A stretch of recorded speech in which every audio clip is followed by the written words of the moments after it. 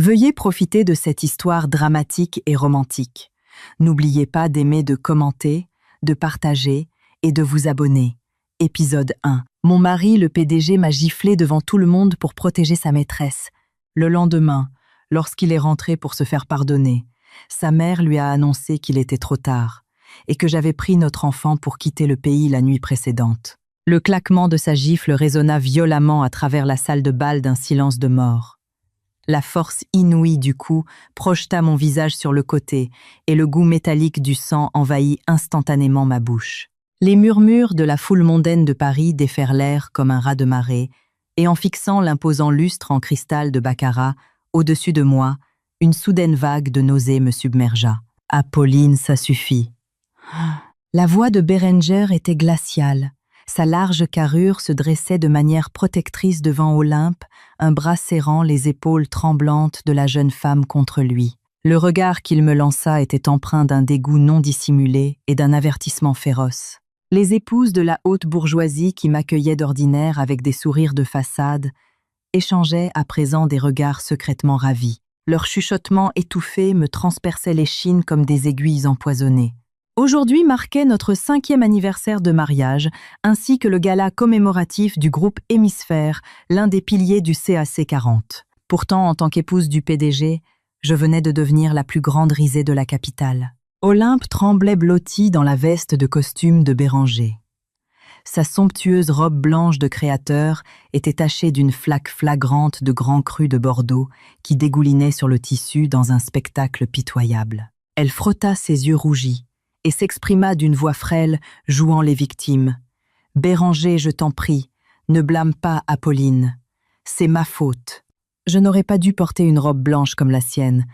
J'ai dû la contrarier. » Je me forçais à esquisser un sourire d'autodérision. Nous portions peu, être toutes les deux du blanc, mais sa robe avait été achetée par Bérenger lui-même, lors d'une vente aux enchères privées à Milan le mois dernier. Pendant ce temps, la robe que je portais n'était qu'une location de créateur organisée à la hâte par son secrétaire. « Tu t'es versé ce vin sur toi-même, Olympe. Tu as attrapé ma main et l'as tirée vers toi, » dis-je. Je levai la main, essuyant doucement le sang au coin de ma lèvre avec un mouchoir, et fixai Bérenger droit dans les yeux.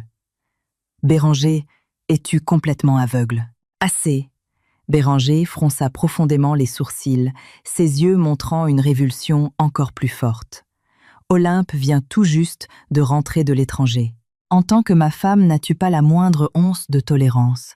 Ne seras-tu satisfaite que lorsque tu auras traîné le nom de notre famille dans la boue en piquant une crise d'hystérie en public? De la tolérance. C'était ce qu'il exigeait de moi, son épouse légitime. Olympe était son premier amour, la femme pour laquelle il s'était morfondu pendant 2 ans. Elle n'était rentrée en France que depuis 3 jours. Pendant ces 3 jours, Bérenger n'était pas rentré à la maison une seule fois. Ce matin même, il s'était changé pour enfiler son smoking dans le luxueux appartement haussmannien d'Olympe en plein triangle d'or. Je regardais l'homme que j'avais aimé sans relâche pendant 7 ans. Pour l'épouser, je m'étais tenue à ses côtés et j'avais aidé sa famille à traverser sa pire crise financière. Lorsque j'ai donné naissance à notre fils Célian, j'ai souffert d'une hémorragie massive et j'ai failli mourir sur la table d'opération. Et pourtant aujourd'hui, pour le simple bénéfice d'un piège bon marché, il m'avait giflé devant les médias et toute l'élite parisienne, avec cette seule frappe. La dernière étincelle d'espoir dans mon cœur s'éteignit complètement. Olympe jeta un coup d'œil par-dessus l'épaule de Bérenger, m'adressant un regard triomphant et provocateur. Ses yeux disaient clairement que la place que j'avais gardée pendant 5 ans pouvait facilement m'être arrachée à l'instant même où elle revenait. Je n'ai pas essayé de prouver mon innocence de manière hystérique comme je l'aurais fait d'habitude. Je n'ai pas pleuré ni supplié pour qu'il me croie. J'ai simplement plongé mon regard au plus profond des yeux de Bérenger et ravalé le sang et l'humiliation dans leur intégralité. « Je comprends », dis-je en entendant ma propre voix résonner avec un calme surprenant. Je ne prêtais plus la moindre attention au regard moqueur de l'assistance. Devant tout le monde, je redressai le dos et sortis de la salle de réception du palace avec une détermination absolue malgré un talon brisé. Lorsque le vent froid d'automne de Paris me frappa le visage, une douleur brûlante commença à s'étendre sur ma joue gauche. Je ne retournais pas à la propriété que lui et moi appelions notre foyer. Au lieu de cela, je demandais au chauffeur de VTC de changer de direction et de m'emmener dans un appartement de fonction vacant, possédé par le groupe Hémisphère à La Défense, un endroit que presque personne ne connaissait. Il n'y avait aucune trace de notre vie commune là-bas. C'était aussi froid et stérile qu'une chambre d'hôtel. En ouvrant la porte, l'appartement était d'un silence de mort. Je me tins devant le miroir et me regardais. Ma joue gauche était complètement enflée et rouge. Les marques de ses 5 doigts étaient clairement visibles, avec du sang séché au coin de ma bouche. Béranger n'avait vraiment montré aucune pitié lorsqu'il m'avait frappé pour les beaux yeux d'Olympe. J'ouvris le robinet et m'aspergeai le visage d'eau froide, encore et encore. L'eau glaciale fit frissonner tout mon corps. Cependant, la lourde douleur étouffante qui s'agrippait à moi se retira miraculeusement comme la marée. À sa place, apparut un calme brutalement cristallin. 7 ans. J'avais passé 7 années entières à essayer de faire fondre un iceberg qui ne dégèlerait jamais. Appuyé sur le lavabo, je baissais les yeux vers l'annulaire de ma main gauche. L'alliance en diamant sur mesure brillait froidement sous la lumière de la salle de bain. Lorsque Béranger avait glissé cet anneau à mon doigt pour la première fois, il m'avait promis de me protéger pour le reste de ma vie. En y repensant maintenant, ce n'était rien de plus qu'une comédie jouée pour son grand-père. Prenant une profonde inspiration, je retirai lentement la bague, sans une seule seconde d'hésitation. Comme ma phalange était légèrement enflée, la retirer provoqua une douleur aiguë et m'arracha même un peu de peau, mais je ne fronçai même pas les sourcils. Je sortis une grande valise du placard et commençai à faire mes bagages. En vérité, je n'avais pas grand-chose à prendre. À part quelques vêtements de tous les jours, le reste n'avait que peu de valeur. Je ne touchais à aucune des robes de haute couture, aucun des sacs de luxe, ni aucun des bijoux que Béranger m'avait fait livrer par son secrétaire. Les choses qui ne m'appartenaient pas, peu importe leur luxe, n'étaient que des chaînes. Après avoir emballé mes propres affaires, je marchais vers la chambre d'enfant adjacente. Mon fils de 4 ans, Célian, était déjà profondément endormi. Il ressemblait tellement à Béranger, surtout au niveau des yeux. Mais contrairement à son père, Célian était chaleureux et profondément attentionné. Chaque fois que Béranger me traitait avec une froide indifférence, ce petit garçon passait toujours ses bras autour de mon cou et disait d'une voix douce « Ne pleure pas, maman, Célian t'aime le plus au monde ». En regardant le visage endormi de mon fils, mes yeux se remplirent de larmes pour la première fois. Béranger pouvait me jeter, il pouvait piétiner ma dignité, mais je ne permettrai absolument jamais que mon enfant soit élevé dans un foyer aussi tordu et glacial. Ce n'était qu'une question de temps avant qu'Olympe ne force son entrée dans notre maison. Je ne pouvais pas laisser mon fils souffrir la moindre peine.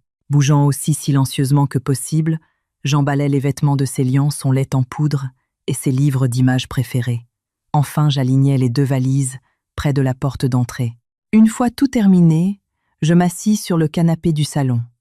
M'appuyant sur les faibles lumières des lampadaires filtrant à travers la baie vitrée, je rédigeais une convention de divorce par consentement mutuel. Je ne voulais absolument pas un seul centime de prestations compensatoires. Je renonçais à toutes mes parts dans l'entreprise. Je n'avais qu'une seule condition, j'aurais la garde exclusive de Célian, et Béranger serait déchu de son droit de visite à vie. Après avoir écrit le dernier mot, je plaçai la convention et mon alliance tachée de sang à l'endroit le plus visible sur la table basse. Soudain, le bruit d'une clé tournant frénétiquement dans la serrure de la porte d'entrée résonna dans la pièce. Pensant que c'était Béranger, mon corps se crispa instinctivement. Cependant, la personne qui se précipita fut ma belle-mère Vinciane, l'air totalement épuisé et les yeux injectés de sang. Elle portait toujours sa robe de soirée du gala et son châle glissait d'une de ses épaules. Il était évident qu'elle s'était précipitée dès la fin du banquet. « Apolline !» allaita Vinciane dès qu'elle entra sa respiration, se coupant lorsqu'elle vit l'empreinte de mains rouges et gonflées sur mon visage. Elle tendit une main tremblante vers ma joue des larmes, jaillissant instantanément de ses yeux. « Ce fils idiot qui est le mien! Comment a-t-il pu faire une chose aussi horrible ? Mère. J'essayais de sourire, mais la blessure sur mon visage tira, me faisant inspirer brusquement sous la douleur. Vinciane me tira dans une étreinte féroce, son corps tremblant, alors qu'elle pleurait. Apolline Béranger a eu terriblement tort. Notre famille a complètement failli envers toi. Te frapper devant tous ces gens pour cette briseuse de ménage. C'est comme s'il avait traîné ta dignité dans la boue. Je m'appuyais contre l'épaule chaleureuse de ma belle-mère, une légère douleur tiraillant mon cœur. Dans cette famille froide, Vinciane était la seule à m'avoir jamais donné la chaleur d'une mère. Lorsque j'ai souffert de l'hémorragie massive pendant l'accouchement, Béranger avait refusé d'écourter son voyage d'affaires en Asie. C'était Vinciane qui était restée dehors toute la nuit devant la salle d'opération, tenant les mains du médecin et pleurant pour les supplier de me sauver la vie. « Je vous en prie, ne pleurez pas, mère. Ça ne fait plus mal, » dis-je en me détachant doucement et en poussant les papiers du divorce et l'alliance vers elle. Les pleurs de Vinciane s'arrêtèrent brusquement. Elle regarda le papier qui stipulait que je partais sans rien et exigeait la garde exclusive. Puis, voyant la bague en diamant incrustée de sang, son visage devint instantanément aussi blanc qu'un drap. « Apolline, essaies-tu de me tuer ?» Vinciane serra fermement mes mains, me regardant avec des yeux suppliants. Béranger est juste temporairement aveuglé. Il est manipulé par cette calculatrice d'Olympe. Laisse-moi un peu de temps. Je vais rentrer à la maison, lui briser les jambes s'il le faut, et le forcer à s'agenouiller devant toi et à déchirer ses papiers. Je secouai la tête, mon regard aussi calme qu'un lac paisible. Mère, ça ne sert plus à rien. Il n'est pas manipulé. Il ne m'aime tout simplement pas. Au cours de ces 5 dernières années, je m'en suis épuisée au-delà de mes limites. Cette gifle d'aujourd'hui a tranché le tout dernier lien entre nous. Mais Célian, il n'a que 4 ans, dit Vinciane, le cœur clairement brisé. C'est parce que Célian n'a que 4 ans que je dois l'emmener avec moi. Je ne peux pas le laisser regarder son père piétiner sa mère pour une autre femme. Je ne peux pas le laisser grandir pour devenir un monstre au sang froid comme Béranger. Je regardais Vinciane, ma voix portant un niveau cruel de détermination. Si vous avez vraiment pitié de moi, s'il vous plaît, laissez-moi partir. Si je reste ici plus longtemps, j'en mourrai. En entendant le mot mourir, le corps de Vinciane trembla violemment. Voyant que la lumière dans mes yeux avait complètement disparu, elle comprit enfin.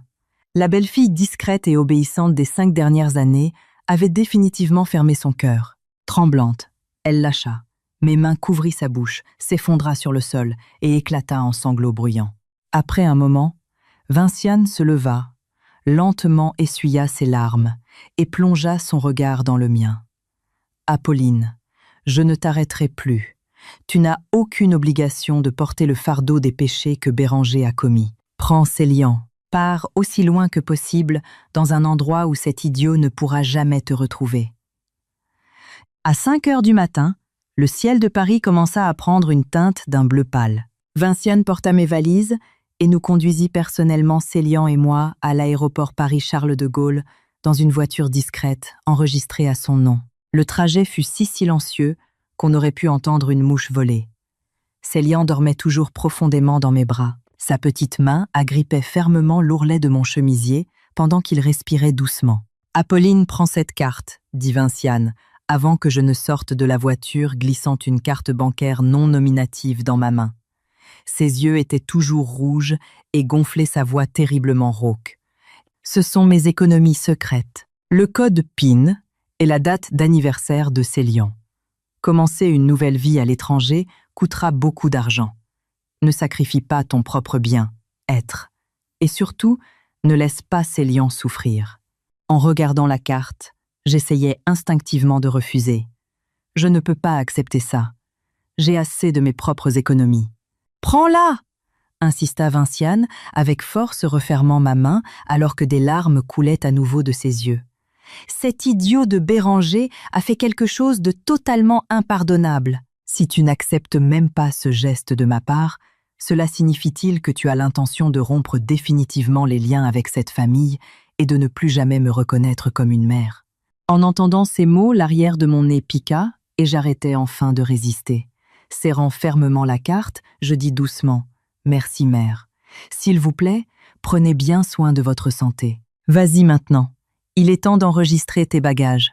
Change de numéro de téléphone en arrivant et fais-moi savoir que tu es en sécurité, dit Vinciane, caressant amoureusement le petit visage de Célian avec une nostalgie persistante. Puis, avec une détermination absolue, elle nous tourna le dos. Il semblait qu'elle ne pouvait pas supporter de regarder une mère, et son enfant s'éloignait d'elle pour de bon. Je pris une profonde inspiration et ouvris la porte de la voiture. Le gonflement sur ma joue gauche me piqua sous le vent de l'aube, mais cela ne fit que rendre mes pas plus fermes que jamais. Le terminal 2E de l'aéroport était en grande partie vide, avec seulement quelques passagers se préparant pour les premiers vols européens. Je poussai le chariot à bagages, transportant Célian, et me dirigeai vers le comptoir. Je remis nos 2 passeports et les billets allaient simples pour Florence en Italie que j'avais achetés à l'avance. Depuis le jour où Olympe était revenu en France, j'avais demandé à un ami proche de m'aider à chercher des studios et à organiser une nouvelle vie à l'étranger. J'avais eu l'intention de donner une dernière chance à Béranger. S'il avait simplement passé notre nuit d'anniversaire avec moi-même, si nous n'avions fait que partager un repas ensemble, j'aurais pu être annulé ses projets. Mais cette gifle m'avait forcé à faire le choix le plus définitif de ma vie. Assise sur un banc, dans la zone d'embarquement, je sortis mon smartphone et retirai la carte SIM que j'avais utilisée pendant 7 longues années. Cette carte contenait l'historique des messages de toutes mes tentatives pathétiques pour plaire à Béranger. Elle contenait mes messages pleins d'espoir, l'attendant tard dans la nuit, en gardant des dîners devenus froids, et ses réponses glaciales, me disant qu'il était trop occupé pour rentrer. Sans l'ombre d'une hésitation, je levai la main et jetai la petite puce dans la poubelle la plus proche. J'anéantissais ce passé complètement avec tout le reste. « L'embarquement va maintenant commencer », annonça une voix agréable au micro. Je pris Célian, qui se frottait ses grands yeux ensommeillés et murmurait doucement à son oreille « Célian, on va prendre un grand avion avec maman. On va vivre dans un nouvel endroit. Ça te va ?» Célian me regarda avec curiosité bien que ses yeux fussent encore lourds de sommeil. Il hocha docilement la tête et passa ses bras fermement autour de mon cou. « D'accord, tant que je suis avec maman, n'importe où c'est bien. » Je souris, me retournai et marchai avec assurance vers la porte d'embarquement. La porte de la cabine se referma lentement derrière moi, dans un rugissement sourd. L'avion perça les nuages, laissant derrière lui la ville de Paris, qui m'avait piégé pendant 5 ans, et l'homme qui m'avait poussé au fond du gouffre, les abandonnant complètement à des milliers de mètres plus bas. Béranger se réveilla de sa gueule de bois à 14h00 le lendemain après-midi. Se tenant les tempes palpitantes, il s'assit sur le canapé en velours de l'appartement de luxe d'Olympe. La lumière du soleil, filtrant à travers les fenêtres haussmanniennes, était si vive qu'il pouvait à peine ouvrir les yeux. Son costume était légèrement froissé et son col était déboutonné de manière désordonnée. Les événements absurdes et le chaos du banquet de la veille défilèrent dans son esprit comme un diaporama. Il pressa sa main contre son front, regardant fixement dans le vide. Pour une raison quelconque, sa paupière droite tressaillait violemment et un sentiment de vide et d'anxiété sans précédent montait en lui sous une forme qu'il ne parvenait pas tout à fait à comprendre. Cette gifle hier était définitivement trop forte. Mais comment Apolline avait-elle pu perdre la raison à ce point? Olympe venait tout juste de rentrer. C'était le gala anniversaire du groupe Hémisphère. En tant que sa femme, comment avait-elle pu affronter Olympe devant une foule immense et lui verser du vin dessus? Il avait simplement été furieux sur le moment pour le bien de la réputation de sa famille et de ses partenariats commerciaux. Il sentait qu'il n'avait pas d'autre choix que de lui donner une leçon pour la réveiller. « Béranger, tu es réveillé. » Olympe s'approcha doucement dans un peignoir en soie, portant une tasse d'infusion contre la gueule de bois. Elle s'agenouilla à côté de lui, levant les yeux avec un regard inquiet. « As-tu encore mal à la tête ? Tout ce qui s'est passé hier était de ma faute. Si je n'avais pas perdu l'équilibre, Apolline ne se serait pas méprise, et tu ne te serais pas mis en colère pour la frapper. Tu devrais rentrer tôt aujourd'hui et la réconforter. Elle doit être profondément blessée. » La voix d'Olympe semblait pitoyable. Pourtant, pour une raison obscure aux oreilles de Béranger, à cet instant, elle portait une fausseté accrocheuse et inconfortable. À l'époque où Apolline s'occupait de ses gueules de bois, Elle ne posait jamais de questions inutiles. Elle préparait silencieusement un grand verre d'eau citronnée tiède à la température idéale. Elle ne voletait jamais autour de lui en remettant sur le tapis les événements embarrassants de la nuit précédente. « Ce n'est rien. Ce n'est pas de ta faute. » Béranger repoussa l'infusion avec une pointe d'irritation, se levant pour ajuster son costume. Il pensait comprendre parfaitement une femme comme Apolline. Elle l'aimait tellement qu'elle avait abandonné sa propre fierté. Peu importe à quel point elle était maltraitée, tout ce qu'il avait à faire était de la battre froid pendant un moment. S'il virait de l'argent sur son compte dans quelques jours ou demandait à son secrétaire de lui choisir un sac à main en édition limitée chez Hermès, elle l'attendrait sagement à la maison, comme si de rien n'était. Cependant, cette fois, la gifle avait vraiment été un peu trop forte. Béranger se mordit la lèvre inférieure et, dans un geste rare, ne se dirigea pas directement vers le bureau. Il conduisit jusqu'à la bijouterie la plus exclusive de la place Vendôme et dépensa une fortune pour un collier en diamant rose de haute joaillerie. « Monsieur, je suis sûre que votre épouse adorera ceci. C'est une pièce unique pour cette saison, » dit respectueusement le commis en emballant l'écrin. Béranger émit un murmure évasif et jeta négligemment la boîte sur le siège passager. En regardant l'emballage luxueux, l'anxiété et le malaise profond dans son cœur s'adoucirent enfin un peu. « Apolline, j'ai acheté ton bijou préféré juste pour toi.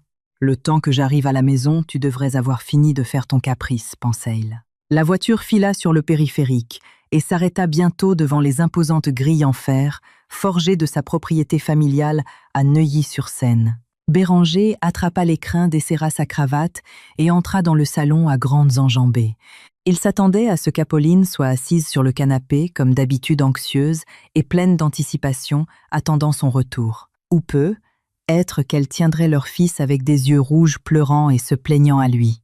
Mais Apolline n'était pas dans le salon, et les rires de Célian ne s'entendaient nulle part. Seule Vinciane était assise, seule au centre du canapé, le visage pâle et le dos droit. Sur la table basse reposaient deux objets isolés, une alliance en diamant incrustée de sang séché et une convention de divorce signée. Le sourire sur les lèvres de Bérengère se figea instantanément. Sa main agrippant l'écrin à bijoux se crispa. Un frisson indescriptible lui traversa le corps de la plante des pieds jusqu'au sommet du crâne.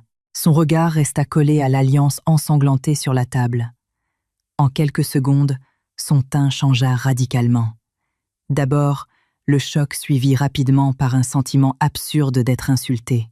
Il jeta la boîte à bijoux sur le canapé et laissa échapper un rire narquois. « Mère, quel genre de stratagème Apolline essaie-t-elle de monter cette fois-ci » Béranger arracha sa cravate d'une main, le ton plein d'irritation. Laisser son alliance ici et rédiger un accord de divorce, partir sans rien. Si elle quitte cette maison, elle ne pourra même pas se payer le lait de Célian. Ne pensez-vous pas que c'est une demande d'attention incroyablement puérile? Soudain, une gifle incroyablement nette et sonore résonna dans la pièce. Vinciane avait bondi du canapé. Son corps tremblait violemment d'une rage extrême. Ce coup contenait toute sa force, projetant durement le visage de Béranger sur le côté. « Ferme ta putain de gueule !» Vinciane pointa le doigt sur le nez de Béranger, les yeux injectés de sang alors qu'elle lui hurlait dessus. « Même maintenant, tu penses toujours qu'elle joue la comédie. Béranger est une nez sans cerveau. » Béranger resta étourdi par la gifle, un sourire froid se formant sur son visage. De toute sa vie, il avait rarement entendu un mot dur de la part de sa mère. Pourtant, aujourd'hui, elle l'avait frappé à cause d'Apolline. « Mère, soyez raisonnable !» Béranger réprima sa colère, baissant la voix. « Au gala d'hier soir, c'est elle qui a ignoré l'enjeu global et poussé Olympe. Olympe vient de rentrer en France et ne se sentait pas bien. Que Apolline verse du vin rouge sur quelqu'un devant les médias est une honte pour notre famille. Je ne l'ai giflée que pour la réveiller, afin qu'elle ne nous embarrasse pas davantage. Elle a poussé Olympe.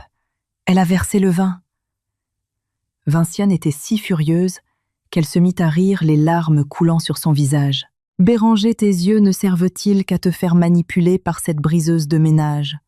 J'ai vérifié les images des caméras de sécurité de l'arrière de la salle de banquet ce matin. » Olympe a attrapé la main d'Apolline elle-même et s'est laissée tomber en arrière. Elle a versé le grand cru, sur sa propre poitrine. Apolline ne l'a pas touché avec un seul doigt. L'expression de Béranger se figea ses pupilles, se contractant rapidement. C'est impossible.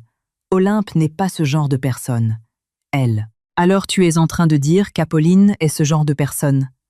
Vinciane fit un pas en avant enragé. Après 5 ans, tu ne sais toujours pas quel genre de femme est Apolline. Cette fille a jeté sa propre dignité dans la boue pour toi. Même lorsqu'elle se vidait de son sang en donnant naissance à ton enfant, elle s'inquiétait encore pour toi. Quand a-t-elle jamais menti, ne serait-ce qu'une fois? Vinciane attrapa l'accord de divorce et le plaqua violemment sur le visage de Béranger.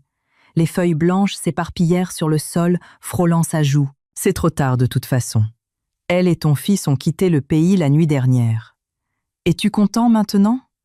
Vinciane le regarda, avec des yeux froids comme la glace. Seule la déception et le désespoir restaient dans son regard. Apolline m'a tout dit. Elle a pris ses liants et a pris un vol très tôt, elle est loin d'ici. Elle a supprimé tous ses contacts nationaux. Elle n'a pas pris un seul centime, ni un seul vêtement de luxe. Béranger, tu la trouvais ennuyeuse, n'est-ce pas? Tu voulais protéger Olympe? Non? Eh bien, la place de l'épouse du PDG est vide maintenant. Tu dois être ravie. À l'étranger. Et elle avait pris ses liants. Béranger resta pétrifié sur place. C'était comme si une bombe avait explosé dans sa tête, brisant entièrement ses certitudes en un instant. Il arracha le smartphone des mains de Vinciane. Avec des yeux injectés de sang, il regarda les images de sécurité. L'écran enregistrait clairement la scène de la veille.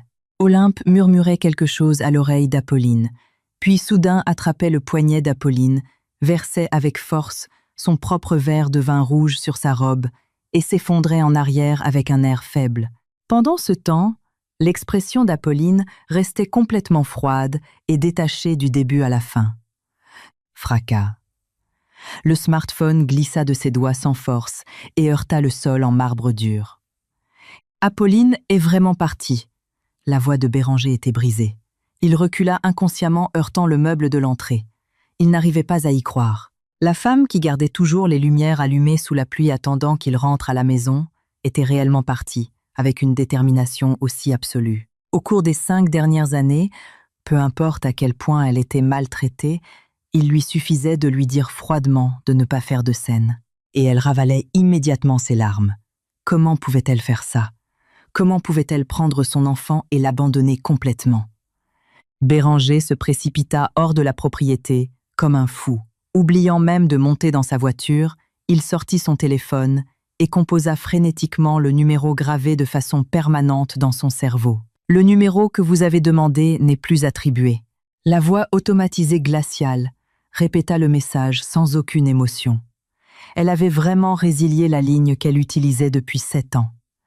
L'anxiété dans la poitrine de Bérenguer se transforma instantanément en une panique massive.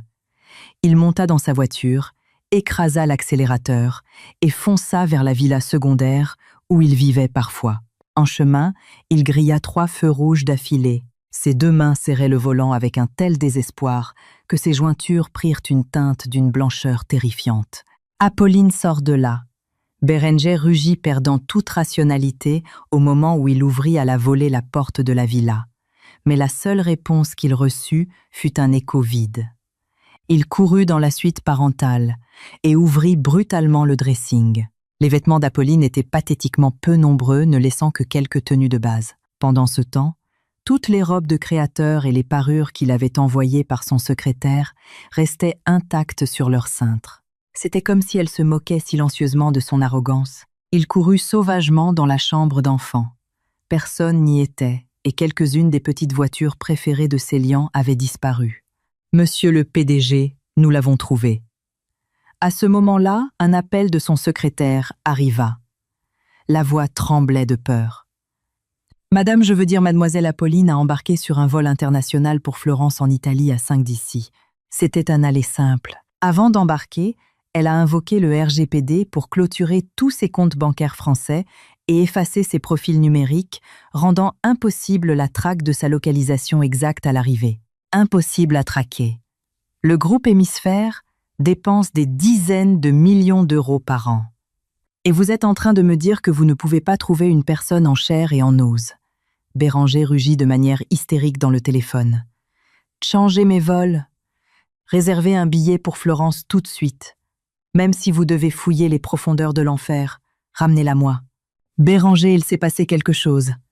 Ayant appris la nouvelle, Olympe se précipita à la villa. En entrant, elle vit le désordre éparpillé sur le sol. Se sentant un peu coupable, elle essaya de tirer sur la manche de Béranger. Apolline a-t-elle mal compris quelque chose? Ne sois pas en colère. Je vais aller lui expliquer. Dégage. Béranger repoussa violemment sa main, jetant Olympe directement au sol. Il baissa les yeux vers cette femme qu'il avait autrefois vénérée comme son premier amour. Pour la première fois, une rage meurtrière intense et un profond dégoût firent surface dans ses yeux. « Olympe, arrête tes petits tours dégoûtants. S'il arrive quoi que ce soit à Apolline et Célian, j'entraînerai toute ta famille en enfer avec moi. » 2 ans plus tard, Florence, Italie. Un après-midi ensoleillé sur les rives de l'Arno. La lumière tachetée du soleil filtrant à travers les arbres saupoudrait comme du cristal, brisait les rues pavées anciennes.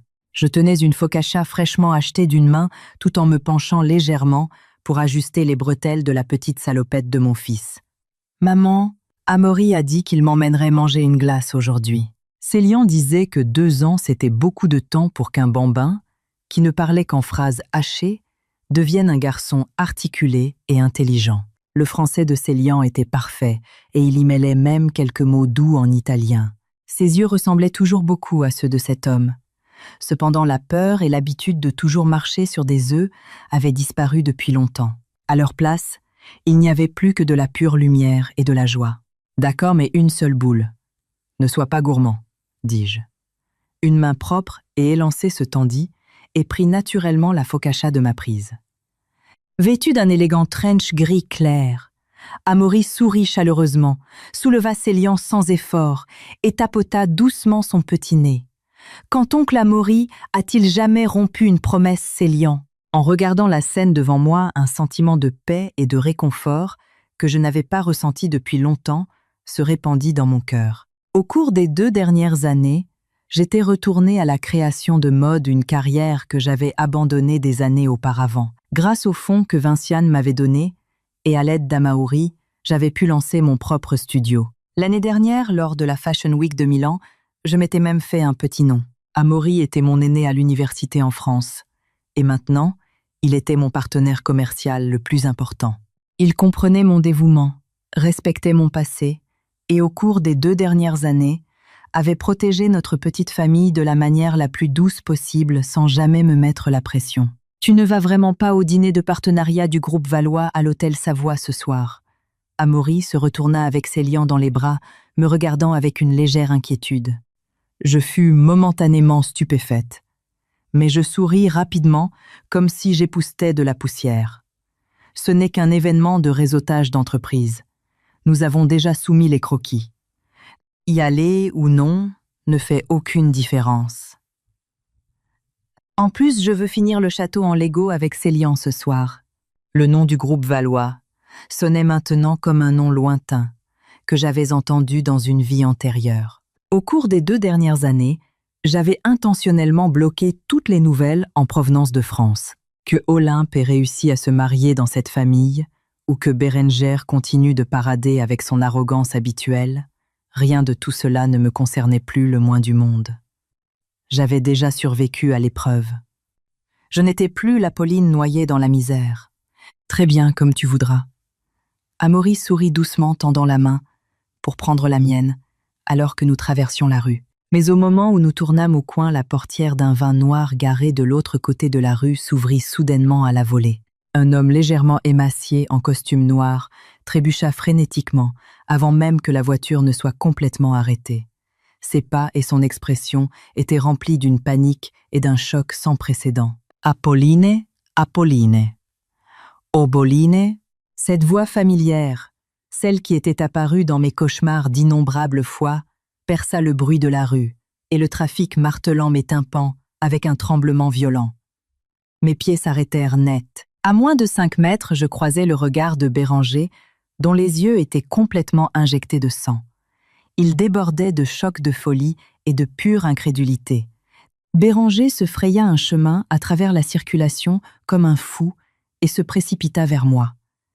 Il tendit une main tremblante, essayant d'attraper mon épaule. Mais à 1 centimètre de moi, il s'arrêta brusquement. En 2 ans, il avait perdu tellement de poids qu'il ressemblait à une autre personne. Son visage, autrefois froid et noble, était lourdement marqué par l'épuisement. Ses yeux étaient d'un rouge terrifiant, rempli du désespoir fou d'un homme ramené d'entre les morts. « Apolline, est-ce vraiment toi? Je t'ai enfin trouvée !» Sa voix était horriblement rauque, portant un ton pitoyable et sanglotant. Je le regardai calmement. Étonnamment, mon cœur ne bougea pas du tout. Il n'y avait ni haine ni ressentiment, seulement le détachement lointain de regarder une vieille connaissance que je n'avais pas vue depuis des années. Je fis instinctivement un pas en arrière, évitant avec succès son contact. « Monsieur le PDG, ça faisait longtemps. » J'entendis ma propre voix silencieuse polie et complètement dépourvue de tout tremblement. Le corps de Béranger trembla violemment. Mon apathie semblait agir comme une lame tranchante, le poignardant profondément à la poitrine. Des larmes jaillirent finalement des yeux qui me fixaient. « Apolline, comment viens-tu de m'appeler? Tu me détestes toujours, n'est-ce pas? J'ai eu tort. J'ai passé chaque jour de ces 2 dernières années à te chercher. J'ai chassé Olympe du pays et j'ai détruit sa famille. J'étais aveugle à l'époque. S'il te plaît, reviens avec moi. Je t'en supplie. Rentre à la maison avec moi. » Le puissant PDG du groupe Hémisphère, l'homme le plus arrogant que j'ai jamais connu, se mettait pratiquement à genoux s'agrippant, à l'ourlet de mon manteau, dans une rue bondée de Florence. « S'il vous plaît, arrêtez de plaisanter. Ma maison est en Italie. » Je souris faiblement et repoussai sa main. « Maman, c'est qui ce monsieur ?» Effrayé par le comportement maniaque de Béranger Célian, se recroquevilla contre la poitrine d'Amaury, enroulant ses 2 petits bras fermement autour du cou d'Amaury de peur. Le regard de Béranger se tourna vers la voix. Au moment où il vit le visage de Célian, un visage qui ressemblait exactement au sien, il se figea comme s'il avait été frappé par la foudre. « Célian, mon fils !» Le barrage émotionnel de Bérenger se rompit complètement. Les yeux rouges, il fit un pas en avant, essayant d'arracher Célian, mais Amaury déplaça son corps, protégeant naturellement Célian derrière lui. Avec sa large carrure, il bloqua complètement la ligne de mire de Bérenger. Puis, Amaury se retourna et s'adressa à Bérenger. Son ton était poli, mais teinté d'un lourd avertissement. « Monsieur, s'il vous plaît, surveillez vos manières. Vous effrayez ma fiancée et mon enfant. » Fiancée, enfant. Ces 2 mots agirent comme 2 éclairs anéantissant totalement la dernière once de lucidité de Béranger. Il fusilla Amaury du regard, puis me regarda à nouveau avec des yeux pleins de désespoir et de supplication. « Apolline, tu mens. Il est impossible qu'il soit le père de Célian. Je suis le père. Tu ne peux pas juste amener un homme au hasard pour me remplacer. » Monsieur le PDG, ne dépassez pas les limites. Je tirai sur la manche d'Amaury, regardant Béranger droit dans les yeux alors que je prononçais chaque mot clairement. Le seul père figurant sur les documents légaux de Célian est Amaury. Quant à vous, vous avez signé un accord de divorce mutuel, me laissant sans rien il y a 2 ans. Il n'y a absolument plus aucune connexion entre nous. Béranger resta paralysé, le visage aussi pâle qu'un cadavre. Même le bout de ses doigts tremblait violemment. « Allons-y, Amaury. Célian doit commencer à avoir faim, dis-je sans plus jamais regarder Béranger. Je ne lui accordais pas une seule seconde supplémentaire de mon attention. Je passais mon bras sous celui d'Amaury, me retournai, et d'un pas léger, je me fondis dans le chaud soleil florentin et la foule animée. « Apolline, Apolline !» Béranger laissa échapper un cri désespéré et déchirant derrière nous. Il essaya de me poursuivre, mais la sécurité privée qu'Amaury avait organisée au préalable le plaqua immédiatement au sol. Je ne me retournai pas. Cependant, à ce moment-là, mon ouïe était exceptionnellement fine. J'entendis le bruit de son orgueil arrogant se brisant complètement. J'entendis le bruit sourd de sa lourde chute à genoux sur les pavés alors que la force quittait son corps. Je l'entendis pleurer bruyamment, de manière imprudente, comme un enfant abandonné par le monde entier. Célian, je suis ton papa. Apolline, s'il te plaît, retourne-toi et regarde-moi. Ses pleurs sanglotants furent progressivement étouffés par les klaxons des Vespas et la mélodie d'un accordéon de rue. Célian posa son menton sur l'épaule d'Amaury et jeta un coup d'œil en arrière par curiosité. Puis il se retourna, regardant Amaury avec des yeux pétillants. « Papa Amaury, pourquoi ce monsieur pleure-t-il si tristement ?» Amaury tapota doucement la tête de Célian et sourit. Cet homme a perdu le trésor le plus précieux au monde.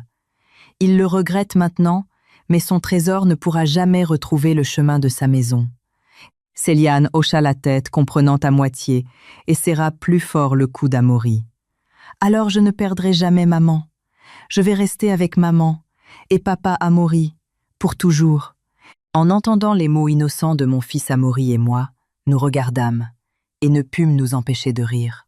3 mois plus tard, ma marque indépendante de haute couture connut un succès massif à Florence et à Milan. Mon nouveau défilé de mode de robe de mariée s'est joué à guichet fermé. Les médias se sont battus pour couvrir la brillante créatrice originaire de France, et mon nom fut enfin libéré du titre étouffant d'épouse du PDG. Je suis devenue la seule et unique Apolline.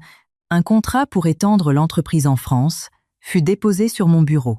Cependant, je n'y jetai qu'un coup d'œil fugace avant de le jeter dans la déchiqueteuse. Tout ce qui se trouvait dans ma patrie n'était qu'une page déchirée d'un vieux livre jeté. J'ai entendu dire que Berenguer était tombé gravement malade après son retour à Paris. Parce qu'il négligeait ses fonctions, les actions du groupe Hémisphère ont failli faire l'objet d'une OPA hostile. Finalement, Vinciane a dû sortir de sa retraite malgré sa santé fragile pour stabiliser l'entreprise. Béranger s'était complètement transformé en une machine de travail. Chaque mois, il prend un vol pour Florence et s'assoit toute la journée au café, en face de mon studio. Mais il n'a jamais eu le courage de s'avancer et d'interrompre à nouveau ma vie. Je suppose qu'il a enfin compris que l'amour qui arrive trop tard vaut moins que les mauvaises herbes sur le bord de la route. Apolline, regarde par ici. Dans les coulisses du défilé de mode Amaury tenait un appareil photo me souriant. Je me suis retournée et j'ai éclos du sourire le plus éclatant et le plus confiant que j'ai porté depuis 2 ans droit dans l'objectif. L'image se figea. Toutes les larmes versées tard dans la nuit et l'humiliation que j'avais autrefois endurée furent entièrement balayées par la brise italienne. Les épreuves du passé étaient terminées. Ma nouvelle vie en tant qu'Apolline ne faisait que commencer. Épisode 2. Mère. Une fois que l'état post-partum de Mélusine se sera stabilisé et que le bébé sera apaisé, je rentrerai à Paris pour épouser Capucine. Ce n'est pas la peine. Elle a déjà rompu les fiançailles, s'est retirée, et vous souhaite à tous les deux beaucoup de bonheur. En entendant cela, le PDG a perdu la tête et s'est précipité vers la France. Veuillez profiter de cette merveilleuse romance. N'oubliez pas d'aimer, de commenter, de partager et de vous abonner. Le bruit sec du retrait de la bague de fiançailles que j'avais portée pendant 3 ans résonna clairement.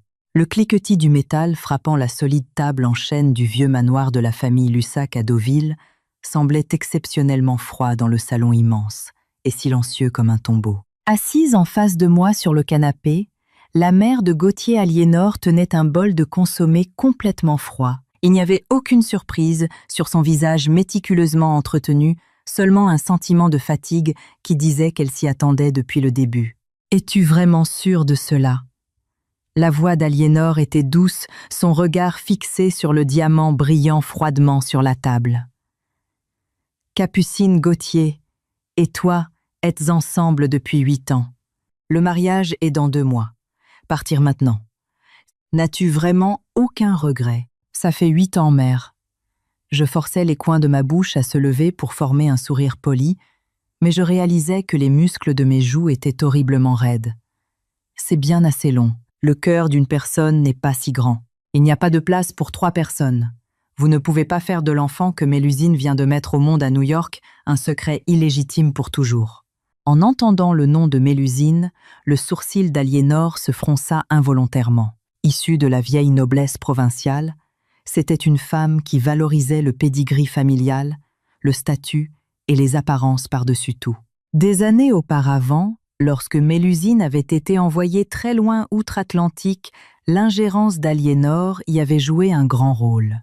Mais maintenant, Mélusine utilisait un enfant comme une arme pour enchaîner l'héritier de Valmont, entreprise de l'autre côté de l'océan, ignorant complètement les demandes urgentes de retour de sa propre mère. Je poussais en avant le pacte d'annulation de fiançailles que j'avais préparé à l'avance.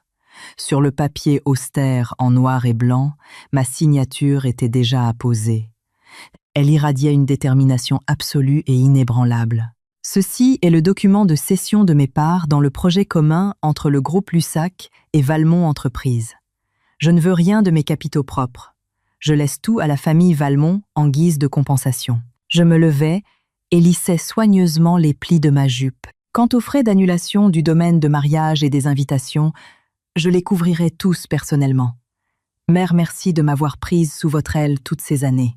Aliénor fixa l'accord, laissant finalement échapper un profond soupir. Une pointe de chagrin apparut au coin de ses yeux. Elle ne fit aucun geste pour attraper les papiers, se contentant de me regarder avec une expression complexe. Gauthier a laissé cette femme lui voler entièrement son cœur.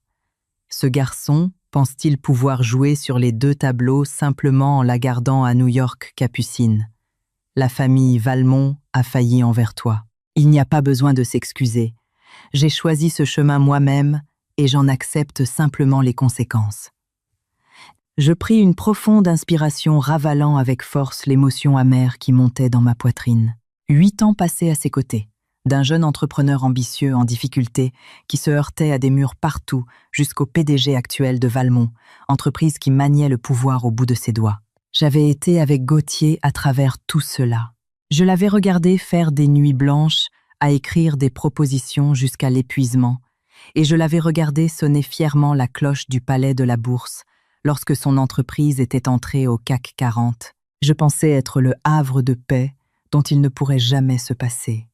Mais face à un seul appel international de Mélusine annonçant son travail prématuré, j'avais été impitoyablement vaincu. Il était parti tellement à la hâte qu'il n'avait même pas pris son manteau. Tout ce qu'il avait laissé derrière lui, c'était une seule phrase. « C'est trop dangereux pour Mélusine d'accoucher seule à l'étranger. Je vais juste voir comment elle va et je reviens tout de suite. » Ce tout de suite s'était transformé en 3 mois entiers. Je tirai la poignée de la valise que j'avais laissée à côté du canapé. Le son des roulettes résonna dans le salon. « Mère, je pars maintenant. Quand Gauthier rentrera, s'il vous plaît, dites-lui de ne pas me chercher. » Je tournai le dos et ne regardai pas une seule fois la bague qui prouvait la stupidité de ma jeunesse. En franchissant les immenses grilles en fer forgé du manoir normand, le soleil de l'après-midi m'éblouit un peu. Sans me retourner, je hélai un VTC. Lorsque le chauffeur m'a demandé ma destination, j'ai regardé le paysage reculer rapidement par la fenêtre et je lui ai donné l'adresse de l'endroit le plus éloigné de Gauthier. 8 ans de sentiments avaient été complètement menés à leur terme au moment où j'avais signé ce document. Je l'ai libéré. Et enfin, j'ai libéré la version de moi-même qui avait passé d'innombrables nuits tardives à pleurer seule dans une pièce vide. 30 minutes après mon départ du vieux manoir de Deauville, un appel traversa l'océan pour atterrir sur le téléphone portable d'Aliénor. Il faisait nuit noire à New York. L'assistant de direction de la succursale américaine de Valmont Entreprises venait de terminer de briefer Gauthier sur leurs opérations. Gauthier se massa les tempes. Des jours de réunions à haute intensité et de navettes entre l'hôpital et le bureau de Manhattan avaient brisé sa voix. Il jeta un coup d'œil à Mélusine, qui était endormie sur le lit d'hôpital, et au bébé né prématurément pleurant sans relâche dans la couveuse, avant de finalement trouver le temps d'appeler sa mère à Paris. « Mère, mettez les préparatifs du mariage à Paris en pause pour le moment. Une fois que l'état postpartum de Mélusine se sera stabilisé et que le bébé sera apaisé, je rentrerai en France et j'épouserai Capucine. » La voix de Gauthier portait un ton de lassitude indiscutable. C'était comme si retarder le mariage du siècle, celui que les deux familles préparaient depuis 6 mois, revenait à reporter une simple réunion d'affaires. À ses yeux, Capucine serait toujours la fiancée compréhensive et prévenante. Il ne doutait pas un instant que peu importe la distance à laquelle il s'éloignait, s'il regardait simplement en arrière, elle l'attendrait définitivement au même endroit. En entendant le ton sans équivoque de son fils à l'autre bout du fil, le visage d'Aliénor s'assombrit complètement. Elle fixa la bague que Capucine avait laissée derrière elle et l'accord d'annulation signé sur la table laissant échapper un rire de pure colère. « Ce n'est pas la peine. » La voix d'Aliénor était froide comme la glace. Capucine a déjà rompu les fiançailles, s'est retirée et vous souhaite à tous les deux beaucoup de bonheur. La main de Gauthier tenant son téléphone se crispa soudainement.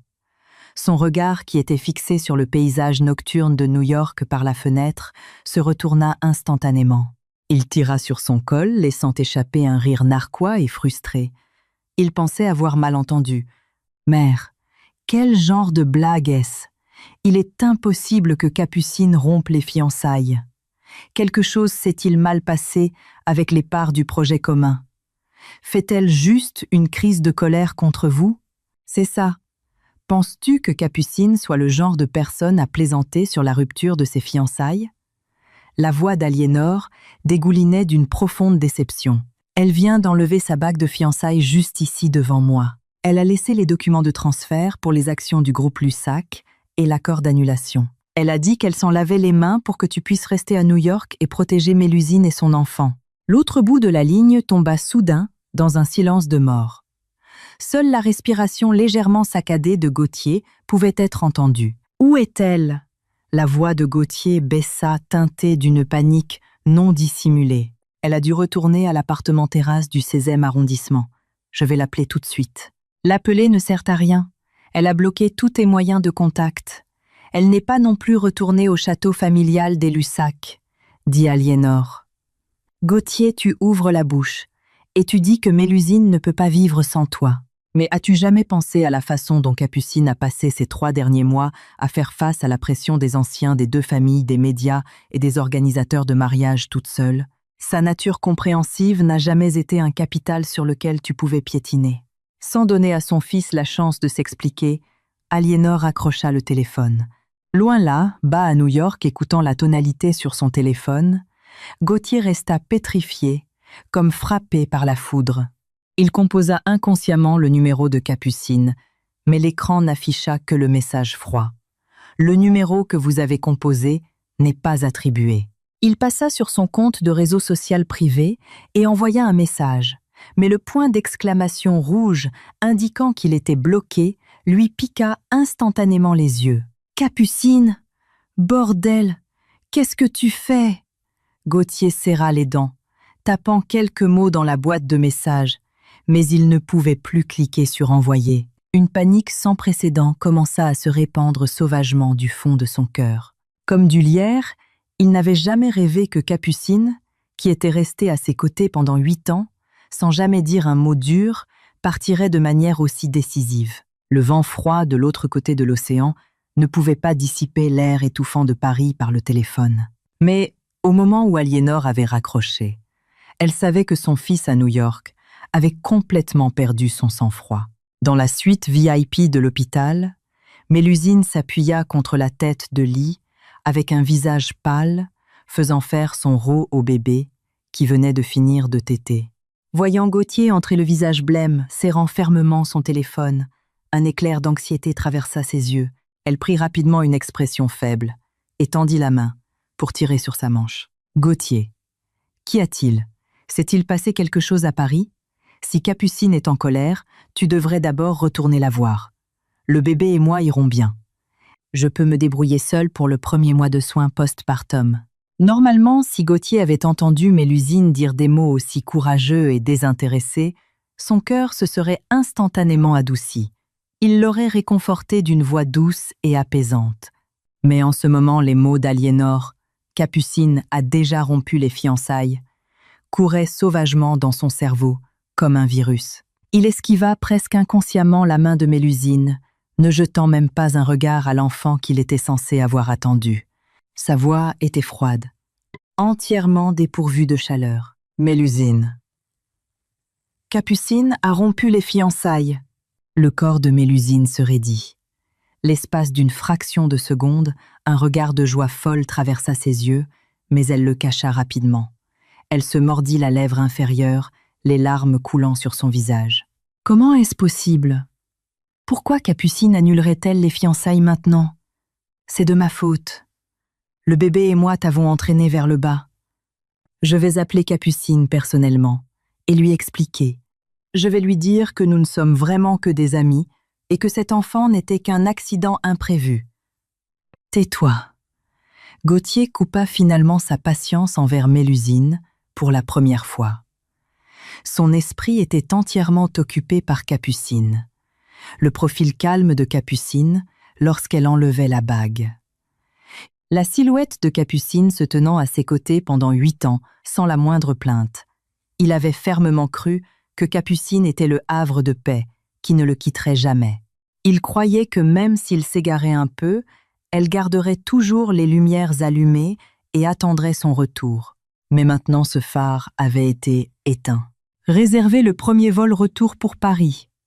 Gauthier se retourna et sortit appelant son assistant. Tout de suite, dépêchez-vous. Mais monsieur le PDG, nous avons les négociations critiques pour l'expansion américaine de Valmont, entreprise dans 3 heures. Si vous partez maintenant, tous nos efforts précédents pourraient être réduits à néant. Tu ne m'as pas entendu te dire de réserver le vol. Gauthier rugit, perdant sa rationalité, dans le couloir les veines saillantes sur ses tempes. Il n'avait pas la capacité de se soucier de l'expansion, et il n'entendait pas non plus Mélusine pleurer derrière lui. Tout ce qu'il pouvait penser, c'était que s'il ne rentrait pas tout de suite, il perdrait vraiment Capucine pour toujours. Lorsque l'assistant tremblant envoya les informations du billet en classe affaires pour le premier vol à destination de Gauthier sur son téléphone, il restait moins de 2 heures avant l'embarquement. Gauthier ne retourna même pas à son hôtel de Manhattan pour faire ses bagages. Il ordonna au chauffeur de se diriger directement vers l'aéroport, JFK. Assis dans le salon, il composa mécaniquement mon numéro, encore et encore comme une machine.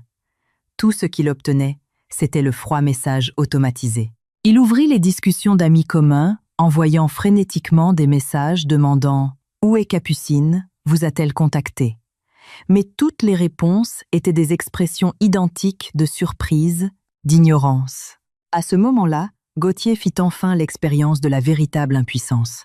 Le sentiment étouffant d'être isolé du monde entier commença à ronger lentement sa santé mentale.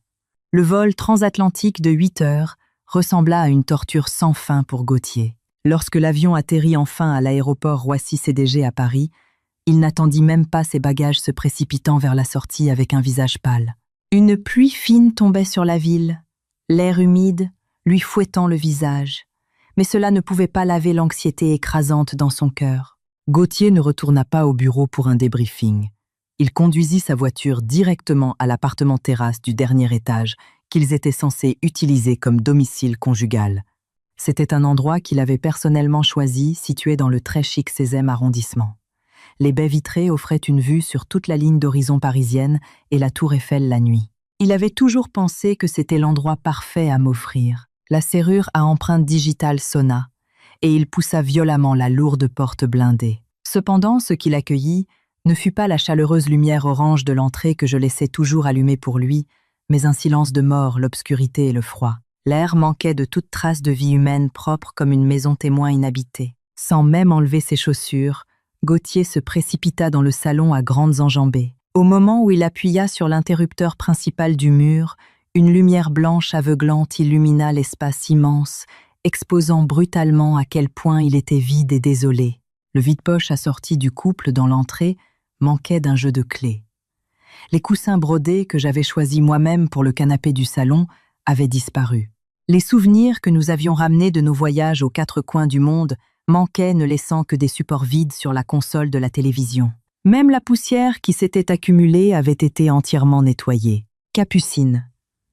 La voix de Gauthier résonna faiblement dans l'immense salon. Personne ne lui répondit. Il poussa frénétiquement la porte de la chambre principale et ouvrit grand le dressing. La moitié qui contenait habituellement mes vêtements était maintenant complètement vide, avec seulement une rangée de cintres froids laissés derrière.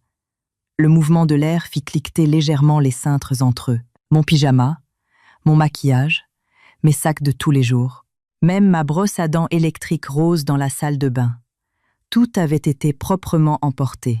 Il n'y avait aucun signe de dispute, aucun signe d'objet jeté. J'étais partie de manière méthodique et décisive, comme une retraite militaire méticuleusement calculée. Il n'y avait pas une seule trace de l'existence de Capucine dans cet appartement. J'avais emballé chaque preuve de ma vie ici. Je l'avais enroulée avec ses 8 années de temps, et j'avais tout emporté. Comme un homme sans âme, Gauthier s'effondra sur le canapé du salon, enfouissant ses mains profondément dans ses cheveux. En regardant l'environnement familier mais étrangement inconnu, c'était comme si une main géante et invisible écrasait son cœur. La douleur était si étouffante qu'il ne pouvait pas respirer. En fixant le triplex vide, il dut enfin admettre une vérité dévastatrice. Capucine ne faisait pas juste une crise de colère. Elle avait utilisé la méthode la plus impitoyable possible pour le bannir complètement de sa vie. Après être resté paralysé dans l'appartement vide toute la nuit, le regard de Gauthier se posa enfin sur l'îlot central de la cuisine. Il n'y avait aucun désordre laissé derrière, seulement 2 objets, une bague en diamant émettant une froide lueur argentée et l'accord d'annulation de fiançailles noir sur blanc. Gauthier bondit du canapé comme piqué par une aiguille et trébucha vers l'îlot de la cuisine. Il tendit une main tremblante et ramassa la bague. C'était celle qu'il avait remportée aux enchères 3 ans plus tôt et qu'il avait personnellement glissée à mon annulaire. À l'époque, il avait dit que cette bague me lierait à lui pour toute une vie, mais maintenant, elle avait été retirée sans une once d'hésitation. Ses yeux se tournèrent lentement vers l'accord. La signature « Capucine de Lussac » était écrite avec une extrême netteté, chaque trait rayonnant d'une détermination qu'il n'y aurait pas de retour en arrière. Gauthier attrapa violemment les papiers. Il les serra si fort que le papier se froissa bruyamment dans sa paume. Il ne pouvait plus supporter le silence étouffant. Tenant toujours les papiers, il descendit en courant, les escaliers à grandes enjambées, monta dans sa voiture et fonça de manière totalement incontrôlable, en direction du groupe Lussac, l'agence de relations publiques sous l'égide de ma famille, située avenue Hoche. Lorsque Gauthier poussa les portes du bureau de la présidente, dégageant l'aura épuisée et effrayante de quelqu'un qui n'avait pas dormi de la nuit, la personne assise au bureau n'était pas moi, mais ma vice-présidente Solange. En voyant Gauthier, Solange ne montra aucune de sa déférence habituelle. Au lieu de cela, elle arborait une froideur qui suggérait qu'elle l'attendait. Elle posa lentement son stylo et parla d'un ton neutre. « Monsieur le PDG, que puis-je faire pour vous aujourd'hui ? » « Où est Capucine, laissez-moi la voir. » Gauthier claqua l'accord d'annulation froissé sur le bureau, parlant avec un grognement bas, presque bestial. « Dites-lui de ne pas tester mes limites avec cette absurdité de rupture de fiançailles. J'ai déjà dit à ma mère que je rentrais pour l'épouser. Combien de temps compte-t-elle encore faire une scène ?» Solange jeta un coup d'œil au papier sur le bureau et laissa échapper un rire moqueur. « Monsieur le PDG, faire une scène. Vous dites que vous pensez que la présidente Capucine est déraisonnable. Il y a 3 mois, lors de la conférence de presse, pour les détails du mariage conjoint de vos 2 familles, vous êtes parti à cause d'un seul appel de Mélusine. Vous avez laissé la présidente Capucine affronter seule les questions brutales des journalistes. Pensiez-vous qu'elle faisait une scène à ce moment-là ? Le visage de Gauthier pâlit légèrement, ses poings serrés tremblants. C'était une circonstance spéciale. Mélusine avait un accouchement prématuré. Une circonstance spéciale. Solange se leva les yeux remplis d'un sarcasme intense. L'enfant que Mélusine a mis au monde était-il une circonstance si spéciale qu'elle avait besoin de vous, son ex-petite amie, pour rester à New York pendant 3 mois entiers. Monsieur le PDG, la présidente Capucine, a officiellement présenté sa démission au conseil d'administration hier. Tous les projets et les actions qu'elle gérait ont été entièrement transférés. Elle n'est plus la présidente du groupe Lussac ni votre fiancée. Le mot « démission » frappa la poitrine de Gauthier comme un lourd marteau. Il trébucha d'un demi-pas en arrière par pure incrédulité. Démission. Elle jette son travail, au sein du groupe Lussac. Est-elle folle ? C'est vous qui êtes fou, monsieur le PDG. Solange le fusilla du regard froidement. J'ai un message de la présidente Capucine. Elle a dit. Pendant ces 8 dernières années, j'ai tout donné. À partir de maintenant, nous ne nous reverrons plus jamais. Je vous souhaite à vous et à Mélusine une longue et heureuse vie ensemble. Maintenant, je vous prie de sortir de mon bureau. » Lorsque Gauthier sortit du bâtiment du groupe Lussac, les nuages sombres qui s'étaient amoncelés dans le ciel se brisèrent enfin en une lourde averse. La pluie s'abattit instantanément. Gauthier se tenait sur les marches, laissant la pluie glaciale tremper son costume coûteux. Il n'ouvrit pas de parapluie. Il serrait juste la bague en diamant si fort qu'elle lui coupait la chair, sa poitrine se soulevant violemment. Les mots de Solange, « Nous ne nous reverrons plus jamais », étaient comme des lames aiguisées, sculptant lentement sa fierté. Il ouvrit la portière de la voiture, monta et appela immédiatement le chef de son équipe de sécurité privée. Sa voix était brisée. « Utilisez toutes les relations que nous avons pour vérifier les dossiers d'hébergement actuels de Capucine et extraire l'historique des transactions de chaque carte de crédit à son nom. Je veux savoir exactement où elle se trouve dans l'heure. » Après avoir raccroché, il fixa d'un regard vide le rideau de pluie rendant le monde blanc.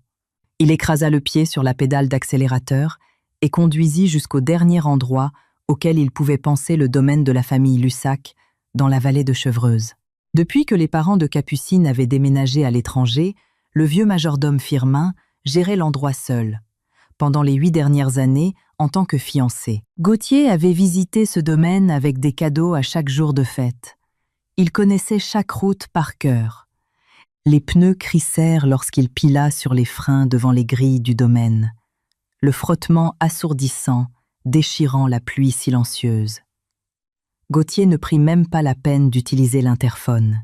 Il secoua violemment les grilles en fer. Après un moment, le vieux majordome Firmin marcha lentement depuis la maison principale, tenant un parapluie noir à travers les barreaux de fer. Le majordome regarda Gauthier trempé et les yeux rouges et laissa échapper un lourd soupir. « Monsieur Gauthier, je vous en prie, rentrez chez vous. Mademoiselle Capucine n'est pas ici. Firmin, laissez-moi la voir. » Gauthier s'agrippa aux grilles la pluie, lavant son front et brouillant sa vision. « Je sais qu'elle est là, dedans. Je sais qu'elle m'en veut. Je suis restée à New York trop longtemps. Dites-lui qu'il ne s'est rien passé entre Mélusine et moi, et cet enfant n'a rien à voir avec moi. Je l'épouserai tout de suite à la minute même. » « Monsieur Gauthier !»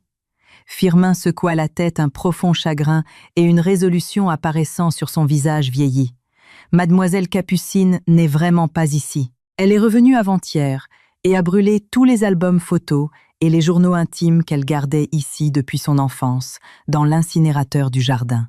Elle a dit que si elle devait rompre les liens, elle devait le faire proprement. Elle a dit qu'elle ne laissait aucun attachement derrière elle pour ne pas interférer avec votre avenir et celui de Mélusine. » Brûlé. Gauthier devint engourdi comme s'il avait été frappé par la foudre.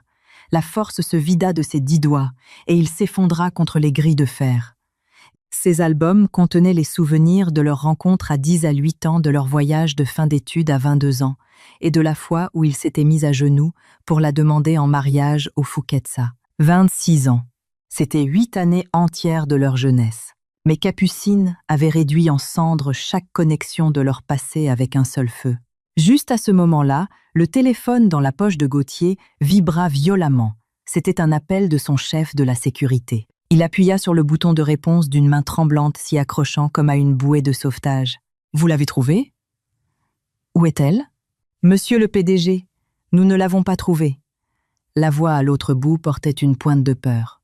« Mademoiselle Capucine a clôturé tous ses comptes bancaires nationaux hier après-midi. Chaque propriété et voiture à son nom a été vendue via un courtier il y a 3 jours. Nous avons vérifié tous les grands hôtels et les bases de données de location, mais il n'y a aucune inscription sous son identité. Il semble que Mademoiselle Capucine se soit complètement volatilisée. » Complètement volatilisée. Ces mots grincèrent contre les nerfs de Gauthier comme une scie rouillée. Il ne sut pas comment il réussit à reconduire jusqu'au vieux domaine des Valmont à Deauville. Lorsqu'il poussa les portes du salon comme un fantôme sans âme, il était complètement trempé, laissant une traînée d'eau sale sur le tapis coûteux. Aliénor était assise sur le canapé, examinant un rapport. Le voyant dans un état aussi fantomatique, elle lui lança un regard froid, clignant à peine des yeux. « Alors tu es allé la chercher ?» Gauthier s'effondra à genoux près de la table basse, s'y appuyant à 2 mains, alors qu'un gémissement incontrôlable se déchirait de sa gorge.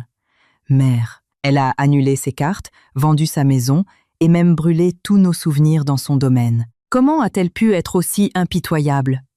Comment a-t-elle pu, quand elle dit qu'elle n'en veut pas? Elle jette vraiment tout.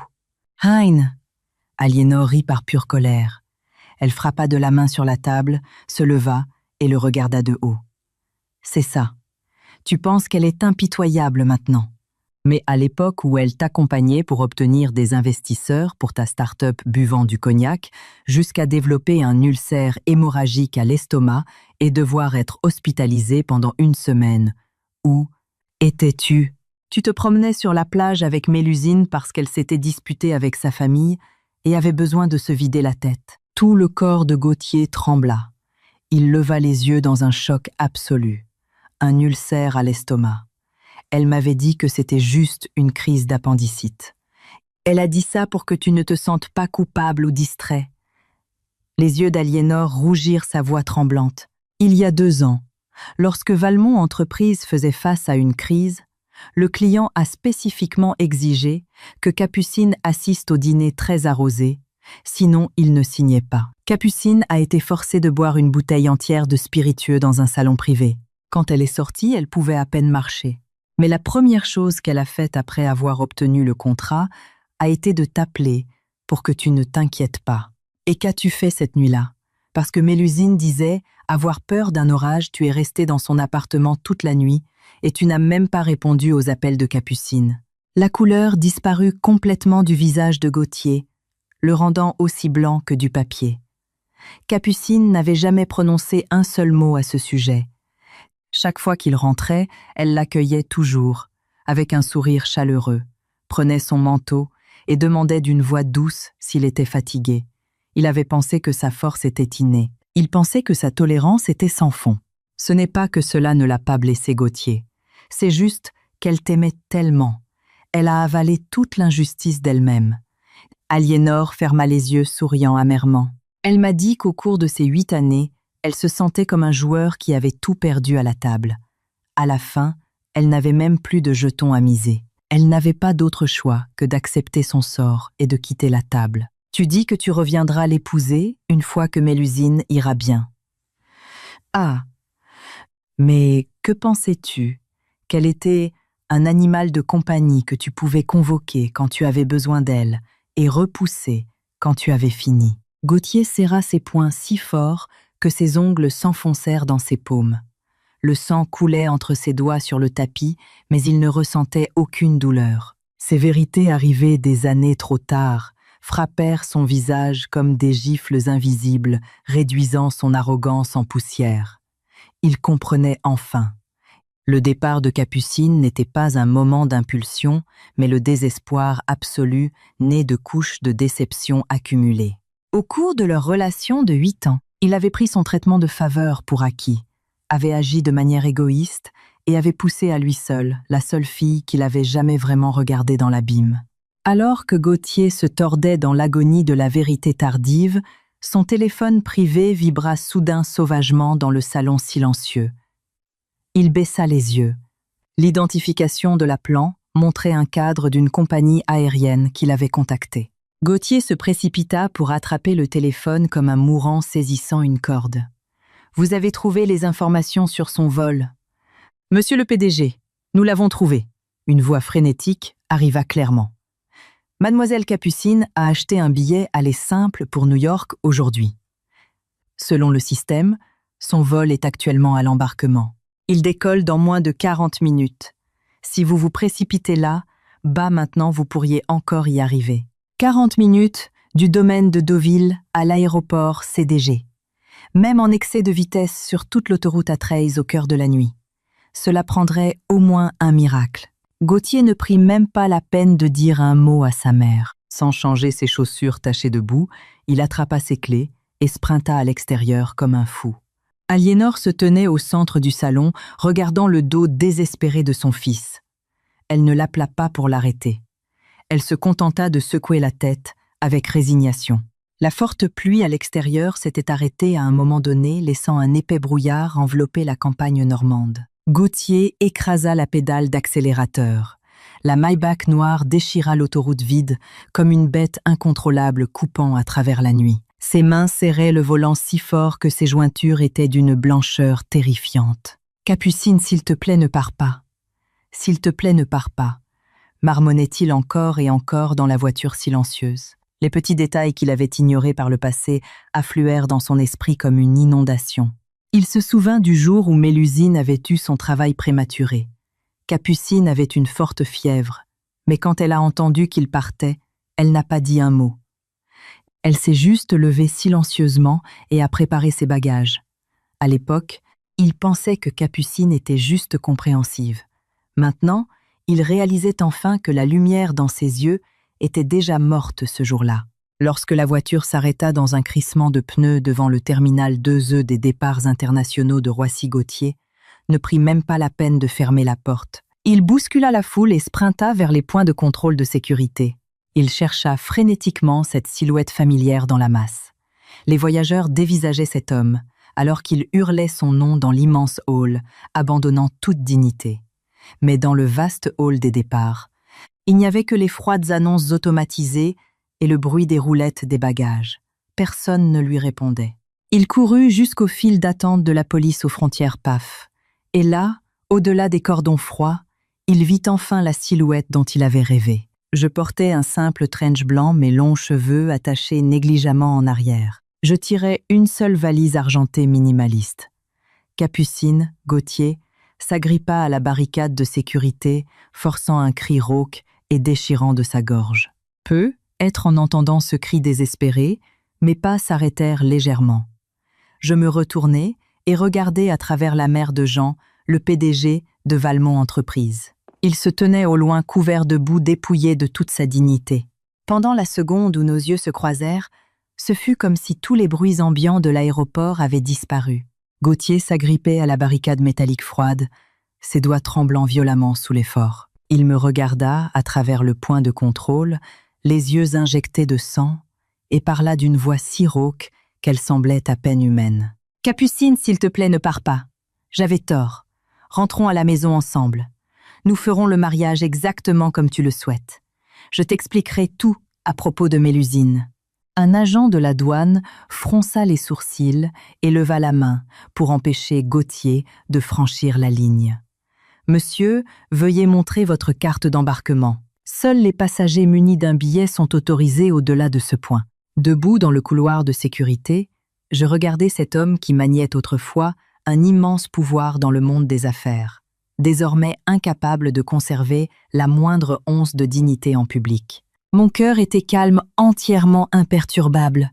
Il n'y avait pas de haine, pas d'amertume. Il y avait seulement la réalisation épuisée que tout était vraiment terminé. Et l'ironie absolue de ma destination ne m'échappait pas. Il venait de quitter New York pour moi, et j'allais justement m'y envoler. « Gauthier !» parlais-je à travers la foule, ma voix portant clairement dans le hall. Elle était aussi détachée que pour saluer un étranger dans la rue. Il n'y a pas besoin d'expliquer. Plus rien de tout cela n'est important. Pas important. Comment ça, ce n'est pas important? L'état émotionnel de Gauthier s'effondra complètement à cet instant. Il secoua désespérément la barricade, des larmes coulant sur ses joues creusées et tombant sur le sol froid. Capucine, je sais que j'avais tort. Je n'aurais jamais dû rester à New York pendant 3 mois. Je n'aurais pas dû te cacher tant de choses. Je sais que tu as eu un ulcère à l'estomac. Et je connais toutes les choses injustes que tu as endurées pour Valmont Entreprises. S'il te plaît, donne-moi juste une chance de plus de me rattraper. Je t'en supplie. » En l'entendant hurler ses excuses à plein poumon, je trouvais soudain cela presque amusant. Donc, ce n'était pas qu'il ne savait pas. Il était au courant de l'alcool que j'avais été forcé de boire pour le contrat de son entreprise il y a 2 ans. Il a juste choisi d'ignorer sélectivement ma douleur chaque fois que Mélusine pleurait. L'amour qui arrive trop tard vaut moins que les mauvaises herbes. Quand j'ai failli perdre la vie, il n'était pas là. Maintenant que j'avais repris ma vie en main, à qui servait même ce grand étalage d'affection pour un au revoir? Je remis mon passeport et ma carte d'embarquement à l'agent de la douane, me retournant pour le regarder une dernière fois. 8 ans, Gauthier. Chaque fois que j'avais le plus besoin de toi, tu étais toujours aux côtés de Mélusine. Je n'ai plus besoin de toi. I'm fine. Capucine, s'il te plaît, ne dis pas ça. Gauthier ne put que regarder impuissant alors que l'agent tamponnait ma carte d'embarquement. Il essaya sauvagement de se frayer un chemin à l'intérieur, mais 2 policiers musclés de l'aéroport le plaquèrent fermement au sol. Le côté de son visage était pressé contre les carreaux de marbre froid, mais ses yeux restaient collés à mon dos qui s'éloignait. Dans la lutte, la bague en diamant serrée dans sa paume glissa de sa prise, roulant au loin et tombant dans l'interstice d'une grille de drainage froide pour ne jamais être retrouvée. Je ne me suis jamais retournée vers lui, pas même pendant une fraction de seconde. Prenant ma carte d'embarquement tamponnée, je pris ma valise et marchai d'un pas incroyablement calme au fond du terminal. Ces ultimes suppliques désespérées furent entièrement bloquées par l'épaisse vitre blindée nous séparant dans 2 mondes différents. À ce moment-là, je ressentis une légèreté que je n'avais jamais connue auparavant. Le rêve insensé de 8 ans de Capucine de Lussac était enfin complètement brisé en même temps que le rugissement de l'avion décollant vers l'Amérique. 3 ans plus tard, dans un bureau chic d'une agence de relations publiques à New York. La lumière claire du soleil se déversait à travers les immenses baies vitrées sur mon bureau. Je finis de signer un contrat pour un projet de tourisme culturel international et pris le thé noir chaud à côté. Une brise agréable souffla par la fenêtre, très différente de l'air oppressant de la grisaille parisienne de ma vie passée.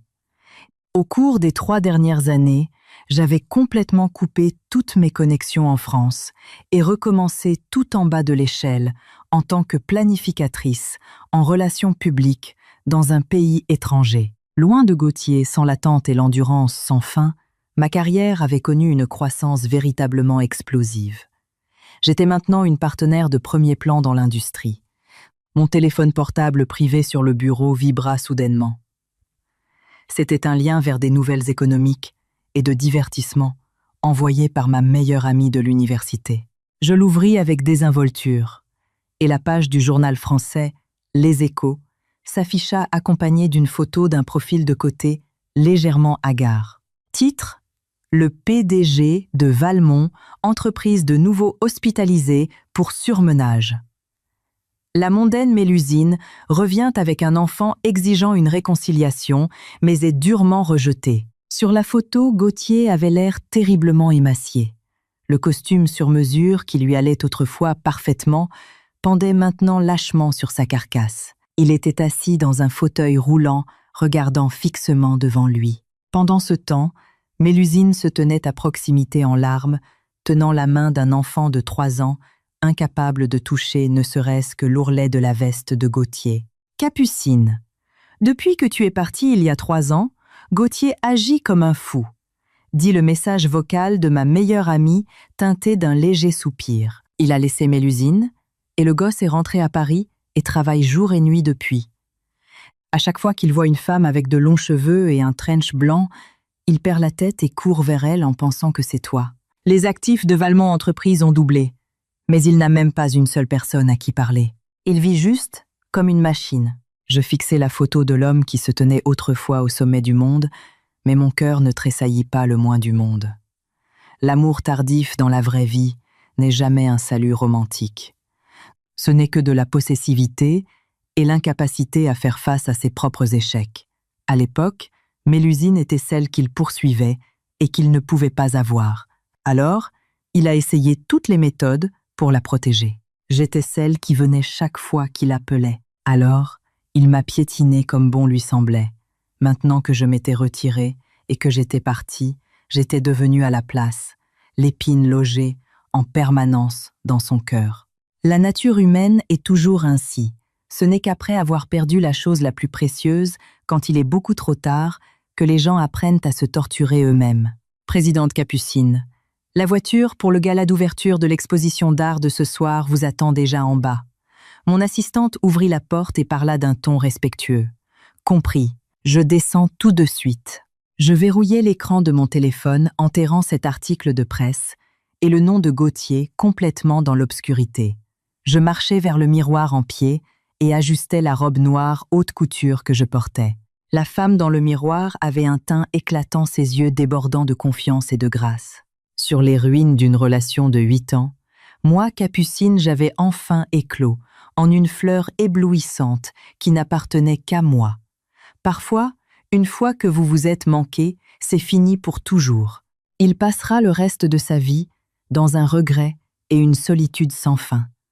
Et j'avais déjà fait un pas dans un ciel bleu vaste et sans limite sans lui. Ceci est la fin de l'histoire. Merci d'être resté avec nous jusqu'à la toute fin. À bientôt pour notre prochaine vidéo.